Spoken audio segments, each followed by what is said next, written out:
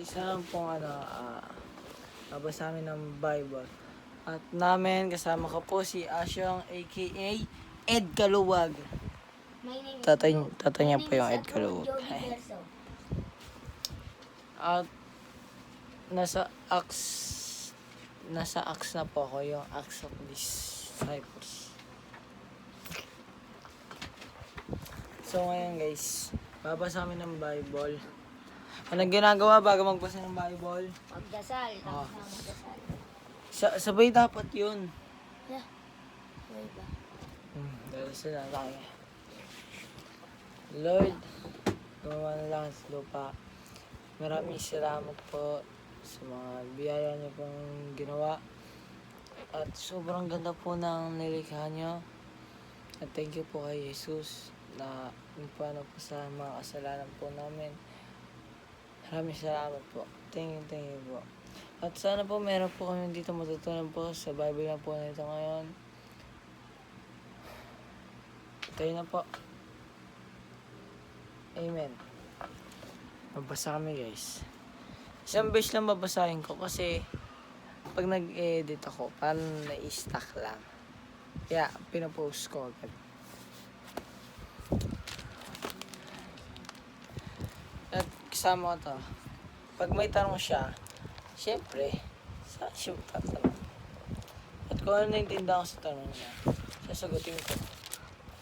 Sino tayo natapos nun?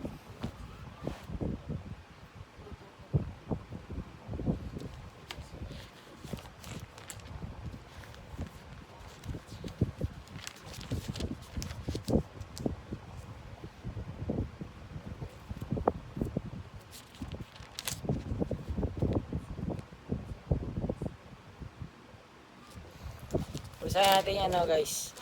John 2. Yung wedding at Cana.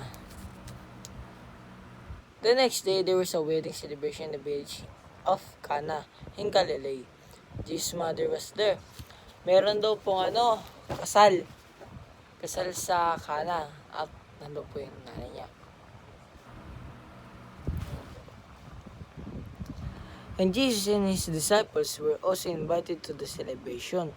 The wine supply ran out during the festivities, so Jesus' mother told him, "They have no more wine." Ngayon, layan po sila Jesus. May dasal. Ay, tag dito. May kasal. No. Ngayon, nabusan ng wine. Kasi dati po, yung parang soft drinks po dati ay wine. At meron po niya sa John 1:35. The following day, John was again standing off two disciples. And Jesus walked by John, looked at him, and declared, "Look, there is the Lamb of God." When John two disciples read this, they followed Jesus. Jesus looked around and saw the following. "What do you want?" asked him. Then they replied, "Rabbi." Yeah. Kapatid ka pa guys.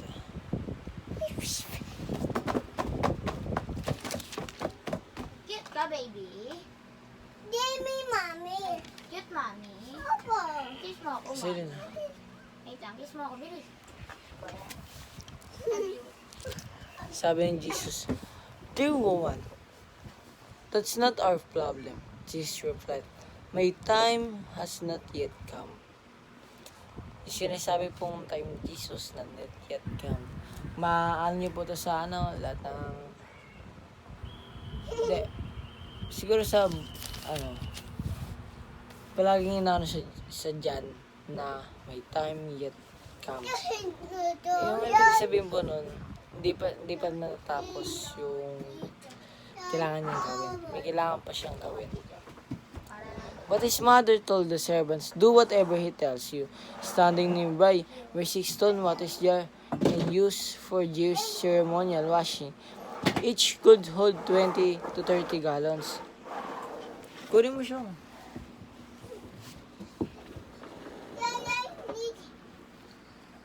Dito ka kasi sa tabi nila, kuya. Para lamig ka, ha? Ngayon, sabi ng Mama Jesus. Sinabi ng Mama Jesus doon sa mga trabaho na makinig kayo sa sasabihin ni Jesus. Kasi may tiwala yung mama niya kay Jesus. So, Baby! ingay. Wait lang ah. Opo! Sabi ni Jesus, fill the jars with water. When the jars had been filled, he said, now dip some out and take into the master of ceremonies. So the servants follow his instructions. When the master of ceremonies tasted the water that has now wine, not knowing where it had came from. Ngayon, sabi ni Jesus, fill the jars with water. Tubig. Tubig na naging wine. Mommy! Mommy! Kailangan kayo makakita ng tubig na naging wine. Oy, may nakita ng tubig na naging wine. Anong wine? Tubig na naging alak. Wala pa. Ano ba meron nakagawa nun? Sino? Si Jesus. Dati ba yung alak-alak lang ang ininom nila? Si Ed. Basa na tayo. Ano mo, baby? Nagulat yung ano. Ay, Parang ano nun, Mina. baby. Tawag mo sila. Parang ganun. Though first the servants knew, he called the bridegroom over him. A host always serves the best when first, he said. Then when everyone has a lot of drink, he brings out the less expensive wine, but you keep best until. Parang ito, parang may ibang meaning pa to eh. Para sa akin lang. Ngayon, kung tayo yung wine, wala na tayong pag-asa. Ngayon, lalagyan ng Diyos ng pag-asa yan. Onting-onti.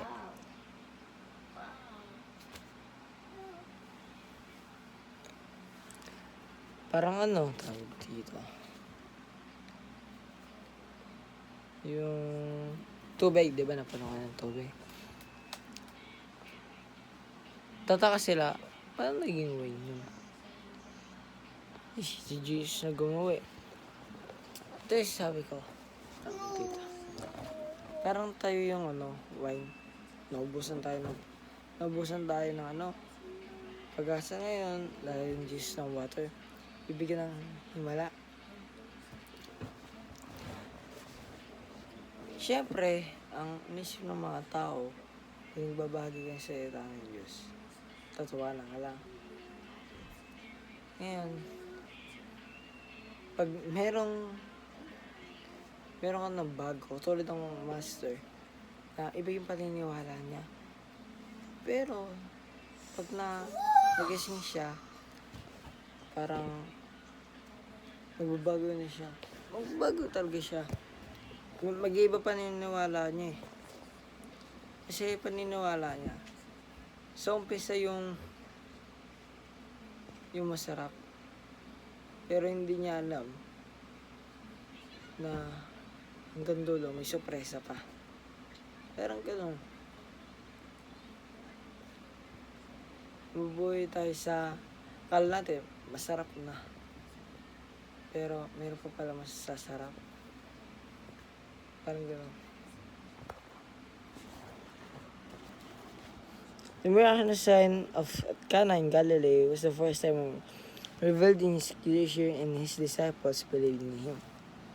Asyong, ano yung kaunahang ginawang himala ni Jesus? Hindi mo alam? Ano? Binago niya yung wine, yung tubig na naging wine. Ayun pala. Ayun nga dapat sasabihin ko. Ngayon, di ba? Di siya nakahilig. So, pumunta na sa temple si Jesus. It was nearly time for the Jews' Passover celebration. So, Jesus went to Jerusalem in the temple. Earlier, he saw the merchants selling cattle, sheep, and doves for sacrifice. He also saw dealers at a blessing exchanging for money. Jesus made whip from some ropes and chased them all out of the temple. He drew out the sheep in the cattle, scattered the money, changes coins over the floor, and turning over the tables. Then going over to the temples who sold doves, he told them, "Get the things out of here. Stop running my father's house into a marketplace." Sabay kami, sige na. Ito na naman, parang tayo na naman yung bahay. Siyempre, nagtitinda sila doon. Hindi natin alam kung masama yan. Pero masama yan. It's called blasphemy. Siya sarado man pintuan siya. At blasphemy po tawag doon. Ang pagbabastos po sa ama at sa anak. Ayun po yung blasphemy. Ngayon, then his disciple remembered this prophecy of scripture. Passion of for God's house will consume me. When Jesus demanded, "What are you doing? If God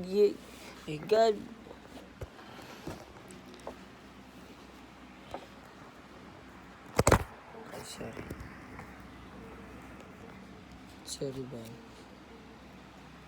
What are you doing? If God gave you authority to do this, show us miraculous sign to prove it. All right. Jesus replied, "Destroy this temple and in 3 days I will raise it up."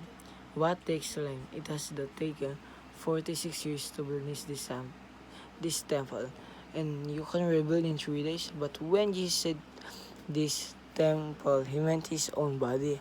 After he was risen from the his disciples remembered he had said they believed both scripture and what Jesus said. Punta tayo sa Matt 21:12.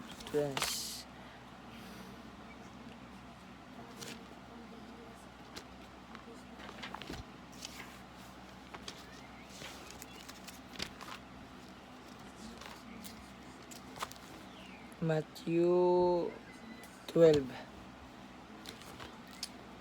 Matthew 21 to 21. 12 to 17.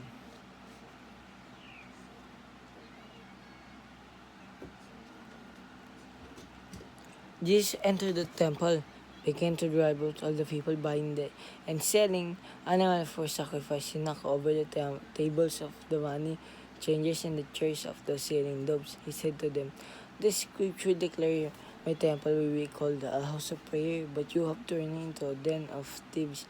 The blind man and the lame came to him in the temple, and he healed them.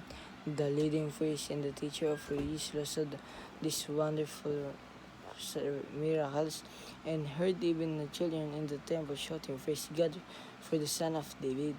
But the leaders indignant, they asked, "Do you hear what these children are saying?" "Yes," Jesus said. "Have you ever read the scripture? For they say, you have taught children and infants and give them raise." Ito sinabi pa ni Jesus, "I destroy this temple in 3 days and I will raise it up." Alam niyo na po yung kwento ni Jesus. Namatay ng 3 araw at bumalik sa 3 araw. At ngayon, because of the miraculous sign did in Jerusalem in the Passover celebration, we began to trust him. But Jesus didn't trust him. Because he knew all the people, no one need to tell about human nature, for he knew that he was in patient heart. Ngayon, di sabi niyo, ano sa bayan? Nasa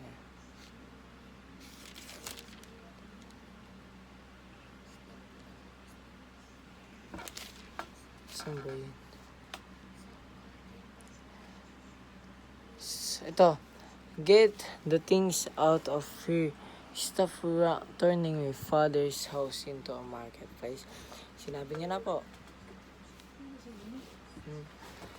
Father's house into a marketplace. Father's house. Sabi niya, destroy this temple and in 3 days I will raise it up. Sabi dito. But when Jesus said this temple, he meant his own body, Father's house, temple. Jesus at si Father, isa lang. Diba? So guys, sa next kong upload dyan, 3 na. Sana bago na po tayo. Asyong, ano masasabi mo sa kanila? Ito, nagkabasa siya ng Bible. Ano masasabi mo sa binabasa mo? Hawakan mo yung cellphone. Isa. Isa mo. Ano masasabi? Kahit ano, gusto ko sa binabasa mo sa Bible. Nagustuhan ko? Bahala ka, kung ano meron ka mo. Masaya, nagbabasa ako dito. Ayan. Babago ka ba? Di pa ako nagbabago. Pero, Hindi na ba? Bye-bye.